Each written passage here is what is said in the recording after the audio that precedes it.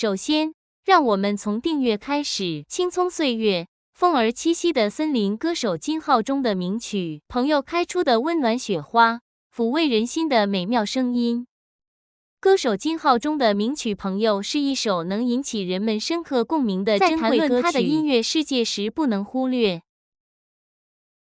这首歌可以说是金浩中第2张正规古典专辑《Panorama》中情感的巅峰。朋友就像一首优美的抒情诗，有时又像一出大歌剧中的一个场景。从内心深处唱出了我们生活中对朋友的喜爱。这首歌是一首珍贵的音乐作品，它将抒情的叙事与美丽的自然意象巧妙地结合在一起，兼具了大众的情感和声音的深度、风、时间、记忆等象征性材料，讲述了人类最本质的情感不变的友谊。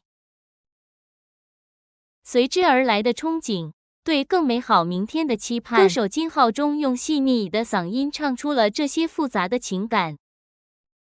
深深打动了听众的心。他的声音里有朋友的温暖，有被时间埋藏的珍贵回忆。尽管经历了这一切，它仍然蕴含住渴望和希望的讯息。特别是在细雨中现场演唱《朋友》，给许多人留下了难忘的印象。歌手金浩中表示，他非常喜欢下雨天。童年时期和奶奶一起度过的那些孤独、艰难的时刻，以及雨天外面的风景和雨声深深地刺激住他的情感。他说，每当他唱歌或听住伴随雨声的歌曲时，都是他最幸福的时刻。这些经历或许是增加他的音乐深度和真诚度的驱动力。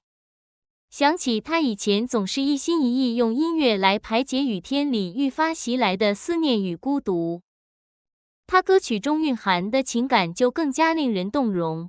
我们知道，他之所以能走到今天，是因为他只专注于音乐，克服所有的孤独和恐惧，聆听音乐。歌手金浩中的声音与传奇歌手的声音产生共鸣。